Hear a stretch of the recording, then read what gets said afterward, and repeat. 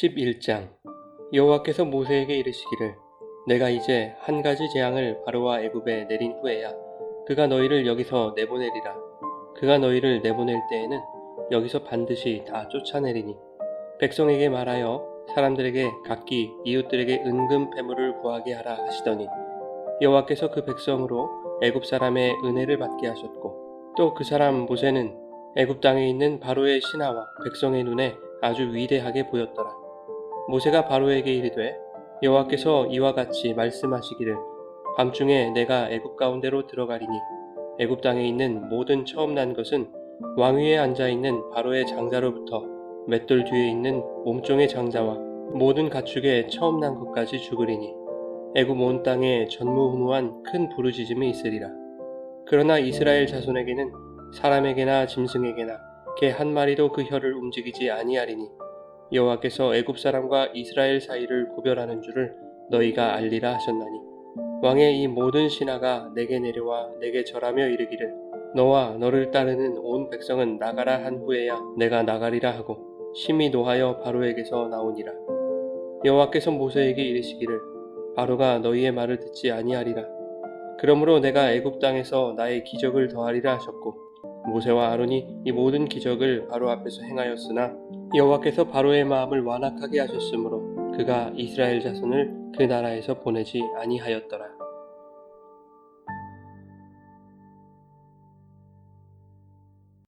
여러분 좋은 아침입니다. 오늘도 말씀의 은혜가 여러분의 삶 가운데 풍성하기를 소원합니다.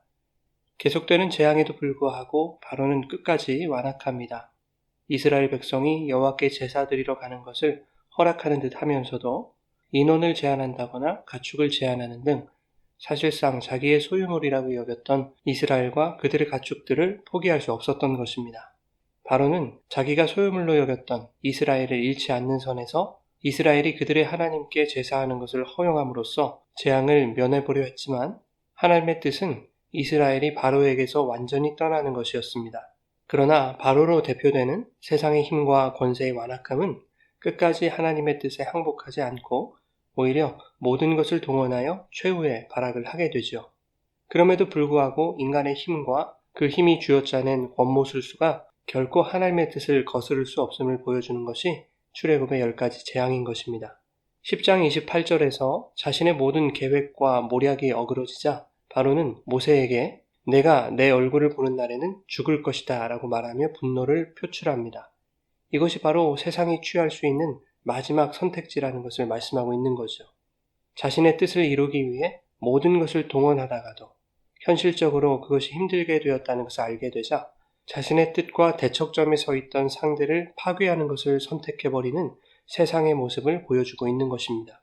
그러나 하나님은 끝까지 회개하지 않는 세상의 힘을 그들의 최종 선택지인 파괴라는 방법을 통해서 그 세상을 심판하시는 것입니다. 그러나 이 파괴가 하나님의 악이라고 말할 수 없는 것은 하나님은 악한 세상에게도 인내하시며 오래 참으시고 기다리셨기 때문입니다. 또한 회개하지 않고 끝까지 발악하는 세상에게서 당신의 백성들을 구원하시는 선하심이 되기 때문입니다. 이 파괴가 하나님의 선하심임을 극명하게 보여주는 사건이 바로 예수 그리스도의 십자가 사건이죠. 예수 그리스도는 세상에게 폭행당하심으로 세상의 폭력을 무력화하셨고 십자가에서 자신이 파괴당하심으로써 세상의 파괴성을 파괴하신 것이죠. 그래서 예수님의 파괴는 자신이 쪼개짐으로 세상의 악을 파괴하신 선인 것입니다. 하나님은 바로가 모세에게 내가 내 얼굴을 보는 날에는 죽으리라 라고 말한 그 죽음을 마지막 재앙으로 사용하십니다. 그 재앙은 5절에서 보는 바와 같이 애굽 땅에 있는 모든 처음 난 것이 죽게 되는 재앙입니다. 신분에 관계없이 사람이든 동물이든 모든 처음 난 것의 죽음입니다. 1절에는 하나님이 이 재앙을 바로와 애굽에 내린 후에야 바로가 이스라엘을 내보낼 것이라고 말씀합니다. 그냥 보내주는 것이 아니라 그가 쫓아낼 것이라고 말하고 있죠. 6절의 표현대로 이 재앙은 애굽 온 땅의 전무후무한 큰 부르짖음이었을 정도로 인류 역사를 통틀어 노아의 홍수 이후에 다시 경험할 수 없는 파괴적인 재앙이었기 때문에 이 재앙이 이스라엘 백성으로 말미암은 것이라고 여긴 바로는 그제서야 정신을 차리고 황급히 이스라엘을 쫓아낼 수밖에 없는 상황인 것입니다. 이렇듯 애굽에 전무후무한 큰 부르짖음을 가져온 재앙이었지만 7절은 이스라엘 자손에게는 사람에게나 짐승에게나 개 한 마리도 그 혀를 움직이지 않을 것이라고 말씀하고 있습니다. 이것은 여호와께서 애굽 사람과 이스라엘 사이를 구별하려는 것이라고 말씀하죠. 여러분, 천재지변이나 재앙은 사람보다 동물들이 더 빨리 알아채지요. 그러나 개 한 마리도 그 혀를 움직이지 아니한다는 것은 이스라엘에게는 그 재앙이 미치지 않을 것임을 보여주는 표현입니다. 짐승들도 울지 않을 정도로 재앙과는 동떨어진 이스라엘의 현실을 나타내고 있는 것이죠.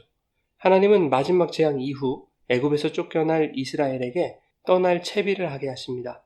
2절과 3절에 하나님은 이스라엘이 애굽 사람의 호의를 받게 하셔서 그들에게서 은금 패물을 구하도록 하십니다.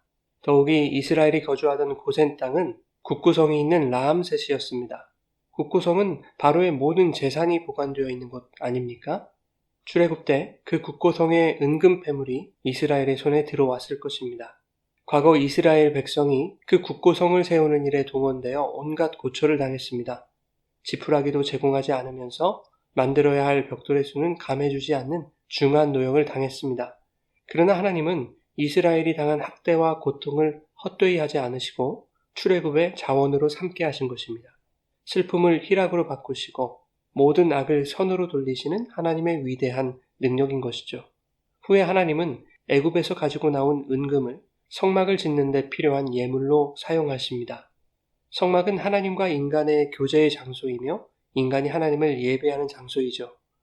모세가 바로에게 이스라엘을 보내달라고 요구한 것은 사흘길쯤 가서 하나님께 제사하기 위함이었습니다. 그러나 하나님은 이스라엘을 그 애굽으로부터 완전히 독립시켜 성막을 통해 제사를 받으시고 성막으로 이스라엘과 교제하시기를 계획하셨던 것입니다. 그 일에 이스라엘이 과거에 겪었던 노역의 고통과 압제당하던 고난의 긴 세월을 사용하신 것이죠. 하나님은 성도의 부르짖음과 눈물을 허무한 것으로 치부하지 않으십니다. 하나님은 시편 56편 8절에 있는 말씀처럼 성도들의 눈물을 당신의 눈물병에 담아두십니다. 나의 유리함을 주께서 계수하셨사오니 나의 눈물을 주의 병에 담으소서. 하나님은 당신의 뜻을 이루시는 일에 당신의 병에 담긴 성도들의 눈물을 사용하십니다. 그것으로 예물을 삼으셔서 하나님과 교제하고 예배하는 아름다운 성막, 즉 교회를 지어가도록 하시는 것이죠. 사랑하는 여러분, 우리의 삶에 고통과 고난이 찾아오거든 그것은 먼 훗날 허락될 출애굽을 위한 준비의 과정임을 기억하시기 바랍니다. 하나님은 성도의 부르짖음과 눈물을 주님의 눈물병에 담아 놓으셨다가 하나님과 기쁘게 교제하고 주님을 예배하는 일에 값진 예물로 받으실 것입니다. 그리하여 성도의 고통과 모든 슬픔을 희락과 기쁨으로 바꾸어 주실 것입니다.